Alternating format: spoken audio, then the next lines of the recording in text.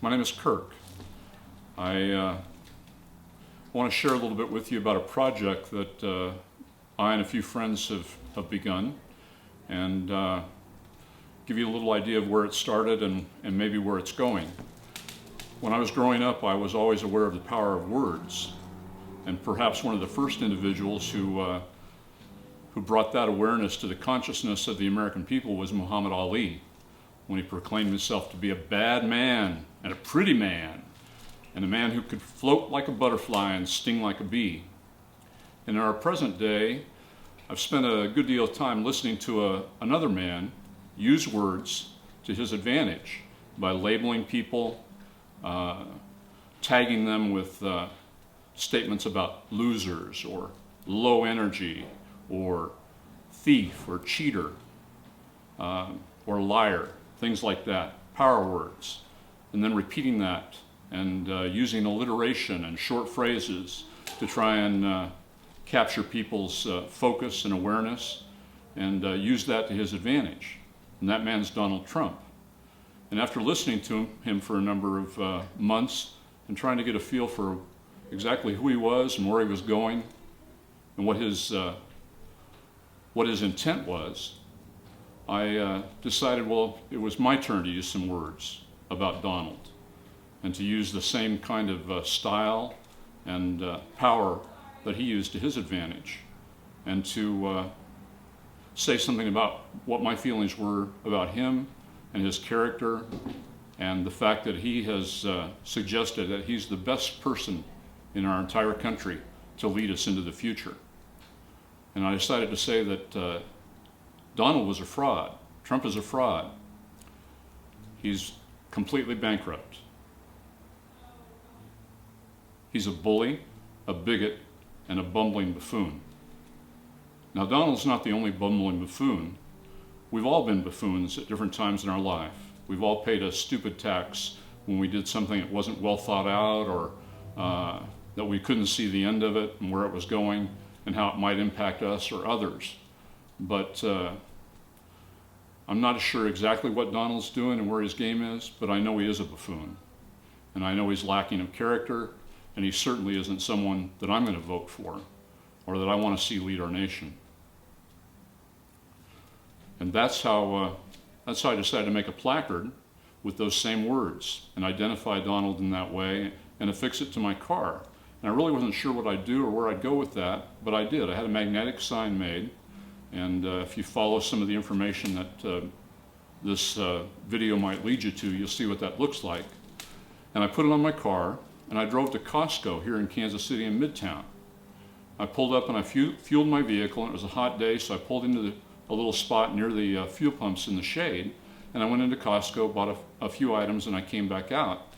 And as I was walking to my car, I noticed that there was a little PT Cruiser, and there was an elderly gentleman fueling that car, and sitting in the passenger seat was a frail woman. I'd say she was old, probably in her 90s. And as I got closer, she seemed to get a little more agitated and animated, and she got out of her car, and in this kind of slow, ambling gait that some of the elderly have when their body doesn't really work the way they'd like it to, she started kind of sauntering and rolling towards me, and she pointed at me, and then she pointed at my car, and she pointed at me and pointed at my car, and she said, "I like your sign." And so I walked closer, and I said, "Well, what's your name?" She said, "Betsy." And I introduced myself. I said my name was Kirk. And she said, "Guess what I've got on my car?" I said, "Betsy, I don't know. What do you have on your car?" And she said, "Well, come here, I'll show you." And we started to walk towards her car, but that was slow going. So I stopped her and I said, "Betsy, why don't you just tell me what you got on your car?" And she said, "Well, I got a bumper sticker, but it's not down on my bumper. It's way up high, up on top of the window, so everybody can see it in back of my car." And she said, "You know what it says?" And I had no idea. I said, "Well, Betsy, no, I don't." She said, "It says, 'End bigotry.'" And then she smiled at me, and I smiled at her, and we nodded at each other, kind of that knowing smile, like we'd shared something together, something important. And she said to me, "I guess that means we're on the same team." And then her whole demeanor changed, and she stepped in close to me, and she got almost this look of panic or anxiety kind of swept over her, and she said, "You don't think there's any way you can win, do you?" And I said, Betsy, I don't know. I'm going to have my say about it one way or another, and I don't think so. And then what she said to me next really cemented my intent to follow through and do something more than just put this on my car and let it go at that. She said, I can't believe what's happening to our country. And I thought, here's a 90-year-old woman at the end of her life who knows how much longer she has to live. And I'm thinking about all the things she's lived through. The Depression, World War II, Vietnam era, all the changes that we've all experienced in our world. Almost mind-boggling when you think of a perspective of a woman who was probably born somewhere in the 1920s. And I thought, it's absurd that this woman goes to bed at night worried and afraid because of a man like Donald Trump. And I thought of my own granddaughters and my own family, and I decided, I'm going to have a say in this. And he said some things about our country and our world and the people that live in it, and I'm going to have my say about him.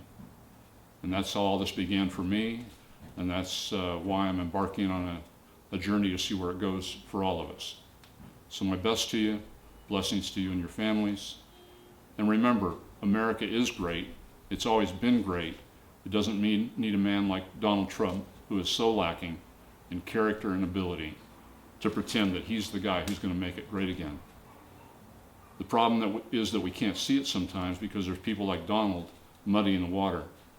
But the true greatness in America is people like you and others that you see every day who get up and go to work and deal with the problems that they have and take care of each other, take care of their neighbors, find a way to make a difference in their world.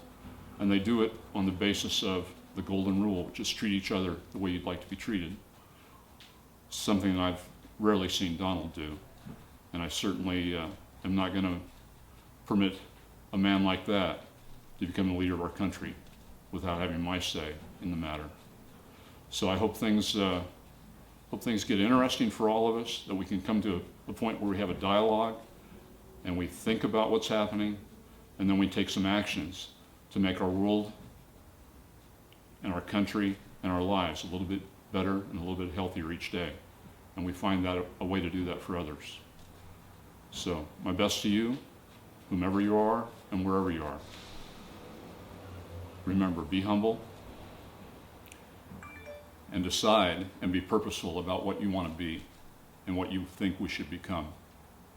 Thanks.